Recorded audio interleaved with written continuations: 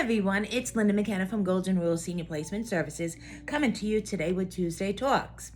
As promised, today is June 18th, and we're acknowledging a lot of awareness or purposeful months. And this day, we're going to actually recognize June is Cancer from the Sun month. And how it relates to our seniors and how can we assist a senior loved one with the proper prevention.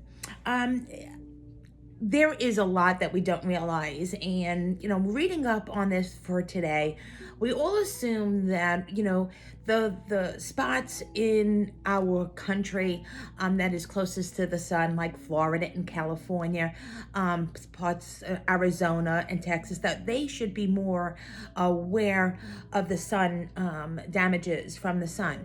And on the contrary, believe it or not, elevation in high points of elevation, maybe that Colorado and all, are just as exposed, if not more, to sun damage. So we should not assume that we're closer to the equator or closest to the sun, being in the southern hemisphere of the United States. So we should take precautions. So there is a little good helpful hints, but I want to go back and talk about what it is about the history of Cancer from the Sun.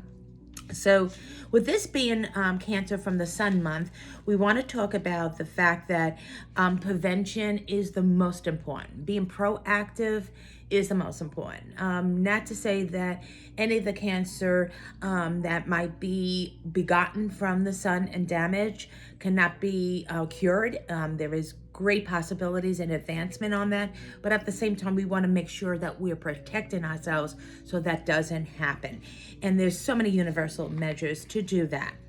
The history of Cancer from the Sun goes back with talking about squamous cell carcinoma is one of the most common types of skin cancers, and it usually affects body regions that suffer from damage from the sun, UV rays, and also tanning beds. A lot of people that got prepared for the summertime or looking a little bit more refreshed or vibrant and bright during the winter months would do tanning beds. That is extreme exposure. So affected regions could take the neck, upper back, head, ears, especially here, hands, legs, lips, and ears itself. And also we should not take into consideration that our eyes could be affected too. This type of cancer progression is very slow, but it can affect parts of the body such as bones, tissues, and lymph nodes, which is much more difficult to treat. Early detection significantly aids in the treatment process. I know quite a bit of folks that have come down with squamous cell carcinoma, and it's been very, very, very hard surgeries to sustain. And then also the aftercare, may it be radiation or that of chemotherapy. So we should not take it lightly that this is a serious disease as any, and it could spread so easily by all means and metastasize to other areas too.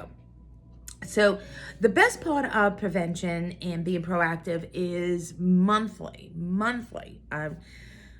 Trust me, been there, is monthly is looking for any new types of moles or changeable borders on dark spots or anything of that nature, any growth of it that you want to recognize early on.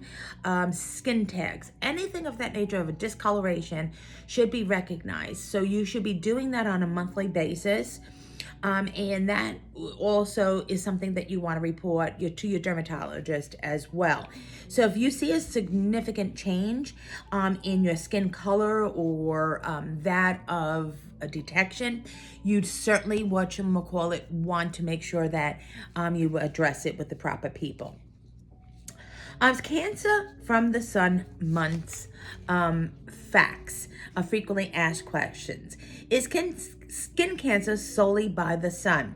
Skin cancer is caused by long-term, indiscriminate sun exposure, but that's not only the case with the diagnosis of melanoma or non-melanoma form of cancer, who plays a significant part in skin cancer. So, we do a lot damage to our skin because we're so young and teenagers. I remember back when I was young, we baked in the sun, as a teenager. And, having dark hair, we wanted highlights. So we actually got lemon juice and sprayed it on our hair so we could get highlights. So the damage that you do to your skin really and truly is really early on. I remember when I was consulting with my dermatologist with my skin issues, is the fact that usually up to 18 years old is when we do our most damage. So, dealing with us being in midlife or actually being caretakers for our senior loved ones, we're just assuming that we're being precautionary, but the damage, some cases, has been done quite a bit. What does skin cancer look like? SCC, which is squamous cell carcinoma, sometimes appears as a firm, red swelling, or rough, scaly patch or sore that itches, that may even bleed. How common is sun-related skin cancer? The exposure can cause skin cancer in 1 of every 5 Americans. 5 mind-blowing facts about cancer. 1, target demographics. If you are blonde, red hair, and light-colored eyes, and you freckle or sunburn easily, you should take extra precaution. Now, my grandfather was born in northern Italy, and I'm native of Italy, and he had red color hair and light eyes. He had bluish green eyes, and he freckled. So he looked actually more German than he did look Italian. So don't take that in consideration, that the fact that, Italian skins are usually olive colored skins, not in all cases as well. 2, REPA, and you know what that means. Cancer is the second highest cause of death in the world. Higher ups, living at a higher altitude where there is more sunlight exposes you to more radiation. 4, another reason to quit. Smokers are more likely to develop squamous cell skin cancer, particularly on the lips, because you're exposed to it as well too, and it's direct contact. 5, it is avoidable. 1/3 of all commonly reoccurring cancers are avoidable. Why Cancer from the Sun Month is important. It creates awareness. Cancer from the Sun Month also aims to create awareness and educate people with the dangers of SCC information, and can help improve early detection and save lives. 2, start serious conversations. This is something, as being an advocate for not only your senior loved ones, but being a mother, grandmother, grandfather, whoever that you may be, you want to have these conversations early on, and having continuous conversations on it. Having the awareness be brought into that individual is important. So taking a step forward with them is making the right direction. 3, advocating for early detection. Again, being a grandmother, and my daughter is very diligent, as well as my son-in-law, that my granddaughter wears sunscreen and is protected. Even when she goes to preschool out in, we're in Florida, out in the schoolyard, she has skin cream on that is blocking the sun and making sure that it has the right potency as far as avoiding any issues. So, early on and advocating is important. And how to observe cancer from the sun month.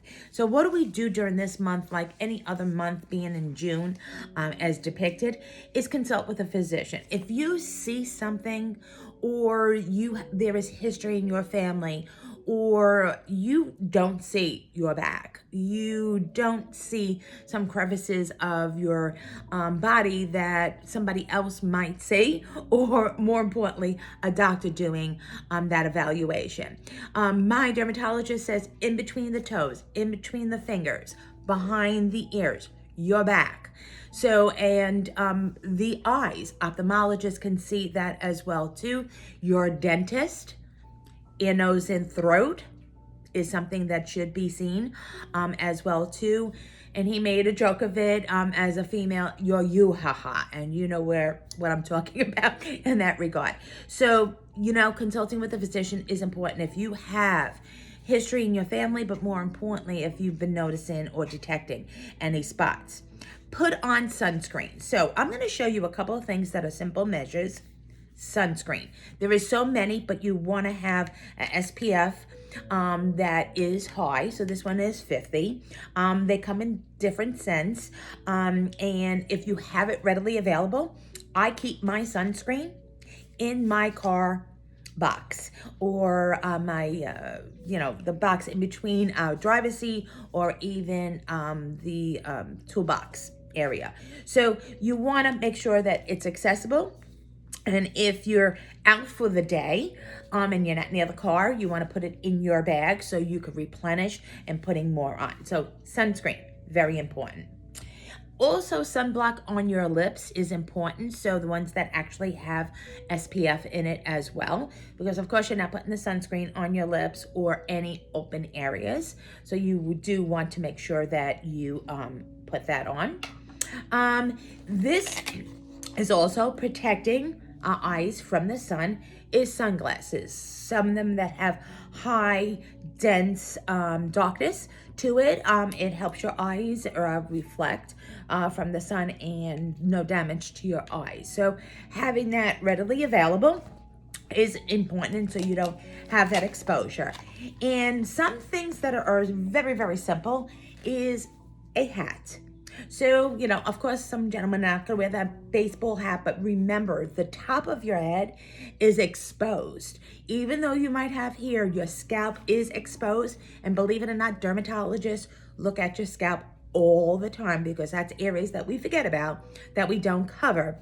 So a hat, a sun hat on also is covering your shoulders and the back of your neck. So let's not take for granted that there is ways of preventing it to not have that sun exposure. So if you become more proactive when you're out in the sun, maybe taking a walk, or honestly out for the day, maybe at the beach, make sure that you are being proactive with the right tools.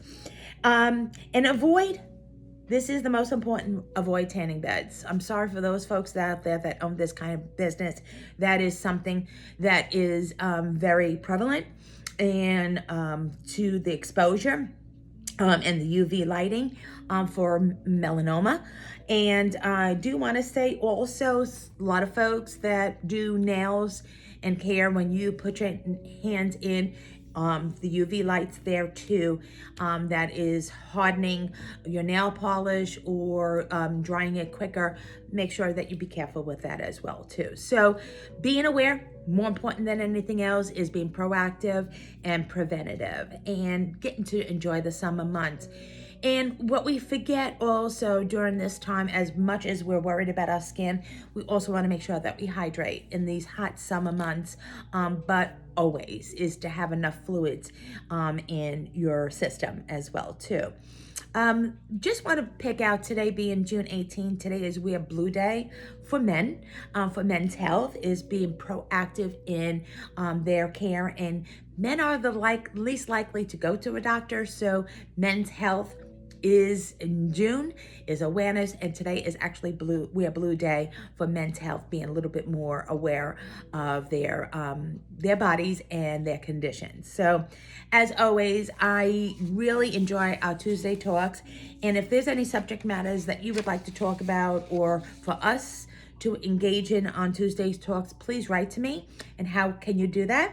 It is going to my website. It is www.goldenruleseniorplacement.com. There you will find my bio, my demographics. You will also find various options, resources, testimonials, and of course, you will all see a library of all these video talks that you could go back on or share with others. So there is a library there. Next week, being June 25th, We're still in the line for June, and it is osteoporosis month. And what we're going to talk about, what means of confident and activities can our senior loved ones participate in with this disease? So know better. Have a wonderful week, a bright week.